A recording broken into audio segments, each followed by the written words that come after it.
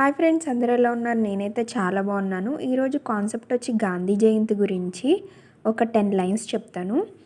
ప్రతి సంవత్సరం అక్టోబర్ 2న మహాత్మా గాంధీ జన్మదినంగా గాంధీ జయంతిగా జరుపుకుంటారు. గాంధీ గారు దేశపిత, జాతిపిత లేదా ఫాదర్ ఆఫ్ నేషన్గా ప్రసిద్ధి పొందారు. ఆయన దేశానికి అహింస, సత్యం, శాంతి మార్గాలను చూపించారు.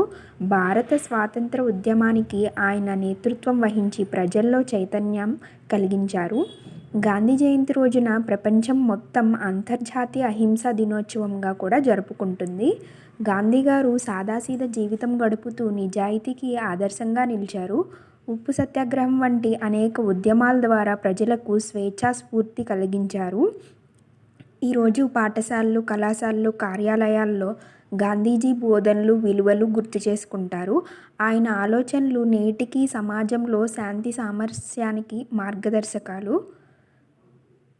అంతేకాదు, గాంధీ జయంతి మనకు సత్యం, అహింస, ఐక్యత విలువలను గుర్తు చేస్తుంది. ప్లీజ్ ఫ్రెండ్, ఎవరికైనా నచ్చితే కనుక తప్పకుండా లైక్ చేయండి, షేర్ చేయండి అండ్ సబ్స్క్రైబ్ చేసుకోండి. ఇది ఒక వ్యాసాల్లాగా, అంటే 10 లైన్స్లో స్కూల్లో పోటీలు అలా జరుగుతూ ఉంటాయి కదా, ఈ 10 లైన్స్ని మీ దానిలో యూజ్ చేసుకోండి. మంచి పాయింట్స్ అనమాట. ఓకేనా? Bye bye, take care, happy Gandhi Jayanti in advance.